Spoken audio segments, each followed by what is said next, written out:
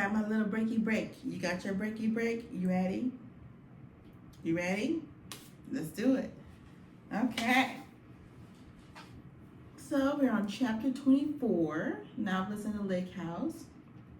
We are so close to the end, guys. Okay. I'm just ready to hop into it. You know what I mean? I was gonna do like a little thing, like a little synopsis, summary of the. Let's just dash straight into it. Let's go. Okay, here we go. Okay, chapter 24. It was a bit overly warm, with temperatures reaching the upper 90s. It was reported that most areas could see temperatures in the low 90s. There was not much of a breeze outside either, except in some elevated sections along the mountains, which had a breeze, and in some of the elevated areas during their drive, temperatures had not reached so high. Stan would pull off to the side from time to time and allow his girlfriend Cindy, okay, she's reading the third book, okay, to step out of the car and check out the views from various areas along the Blue Ridge Parkway. It's beautiful. It is beautiful out here. I am so excited to see your lake house. She says, focusing on the view before her. It was a sight to behold, and she loved every bit. Stan walks over and places his arm around her while they both admire the beautiful view in front of them, miles and miles of mountain view, something Cindy had never seen before in person. The reason behind Stan bringing her out this way across the Blue Ridge Parkway, so that she could take in the sights and enjoy the beauty that the mountains have to offer. Wait until you see the lake house. It is sheer amazing out there too, Stan said. Emily stops reading and places the book beside her on the ground. She was worried yet confused. She has a worried yet confused expression while focusing on the lake house, which is hundreds of feet from her sitting. She chose a nice spot to sit on the ground under a hickory tree near the lake, reading a book while enjoying the peaceful sounds of the outdoors. It was not too bad of a day, temperature-wise, in the low 60s, and by nightfall, the temps would dip down into the upper 40s. The sun was in and out by passing clouds throughout the day, and it felt like a day in the fall season. Reasoning for the look she was giving while taking a break from the book is because everything she had been reading almost summarized everything at the beginning she experienced with Brady. Even in the first two books had comparisons between her and Brady from what she was reading about Stan and Tanya, Stan and Cheryl, and now Stan and Cindy. It's all coming together. She was starting to wonder if Brady writes about some of his experiences from his relationships in his books. It was about time. It only took 3 books for you to, girl. It only took 3 books for you to start connecting dots here. Let's see. Or could it be that with Emily, he wants to live some of those experiences with her? So much ran through her mind, and she felt she could trust Brady, but there had been a few times since arriving here at the lake house where he had acted a bit bizarre, much like the character from his books, Stan. Could it be some part of living in his fictional world, or his fictional world developing into his real world? She had noticed that he has been back to being himself since Halloween these past several days. Except for now, he has been watching her through the windows from inside the house when she reads a book, plucking weeds out of the garden, painting random views she comes across outside, fishing by the lake, or anything else she does outside. It makes her feel as though he is spying on her, watching to see what she does that she should not be doing. Watching to see what she does that she should not be doing, yet when they are together, he acts normal.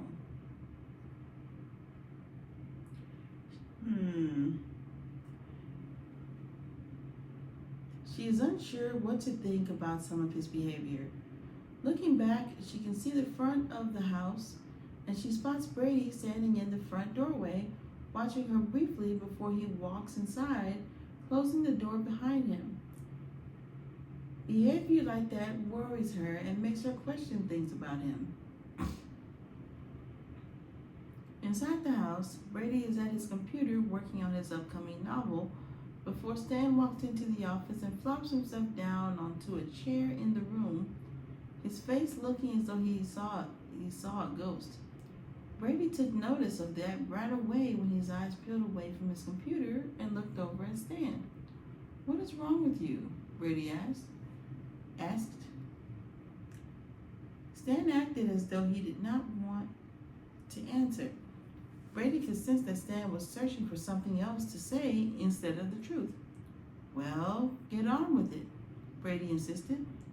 Stan jumps up to his feet and looks right at Brady with a concerned look. "I told you that damn girl was a witch," he scolded. Brady rolls his eyes. "Yes, she dressed up for a witch for Halloween." "No, that bitch is a fucking witch." That rhymes, That bitch is a fucking witch. Stan said, cutting in Brady talking. "What now, Stan?" "She saw me." "Bullshit. She cannot see you," Brady said, cutting in on Stan this time. "Bullshit my ass. She saw me standing in the front doorway watching her sit out by the lake under a hickory tree."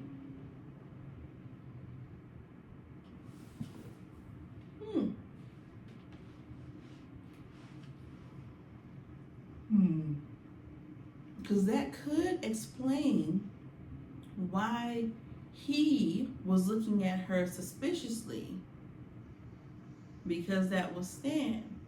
Okay. Let's see.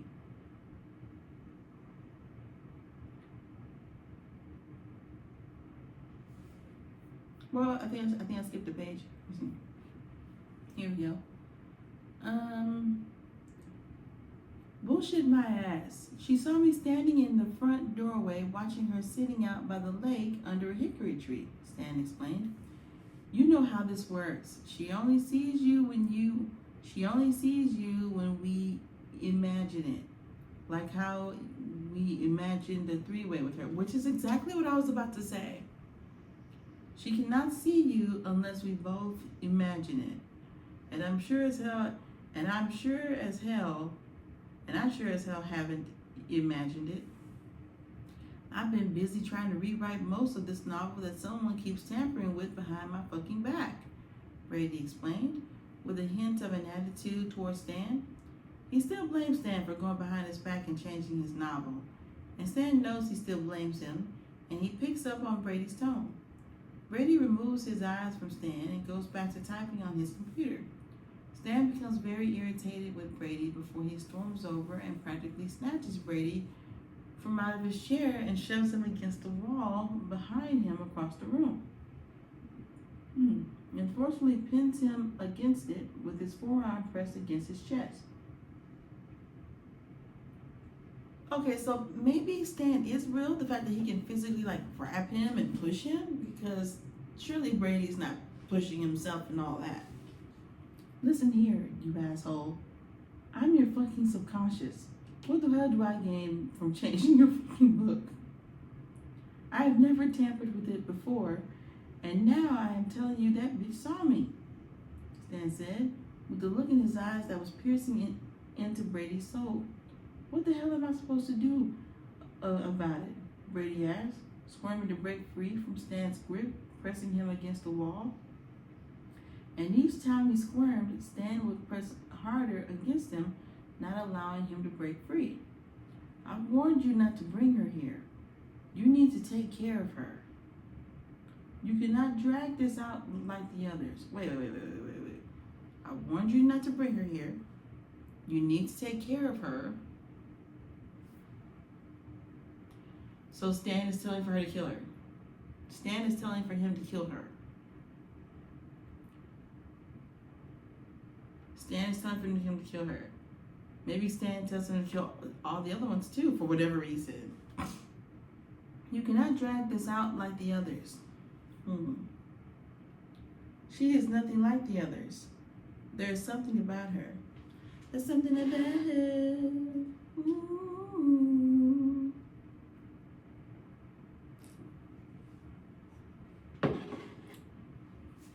She will fuck this all up for us both. And I, for one, am not going down with your stinking shit, Stan griped. If I do this prematurely, it could mess up the novel. It could mess up the fourth novel, Brady responded. Okay, so if I do what prematurely? Wait, does Brady know that he means to kill her? Is Brady in on this consciously? Not subconsciously or hypnotized.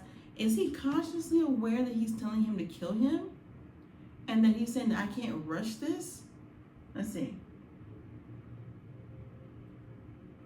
If I do this prematurely, what is this? Does that mean? I'm telling you, Brady is not as dumb as we think he is. He is not as confused as we think he is. Brady knows that Stan has him kill these girls, these women. Brady knows this, which is why he's not asking questions like, what do you mean take care of her? What do you mean? Like, he's not saying it because he knows what he means. Whew, okay. If I do this prematurely, it could mess up the fourth novel, Brady responded. Fuck that book.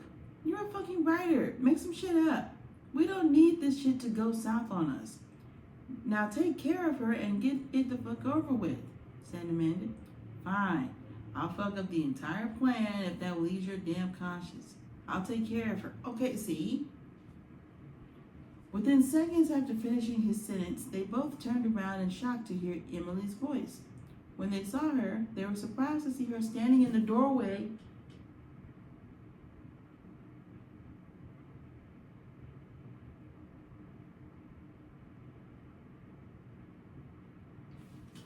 Eyeing them both. So she can see both of them. So she's a witch? Well, she's eyeing them both. That means she can see it. And how exactly do you plan on taking care of me? She asked. Brady, it's not too late. Turn it around and just be like, oh, I'm just practicing some stuff for the book again. Okay. And this is my assistant / this is my long lost twin that I just didn't tell you about. Let's see.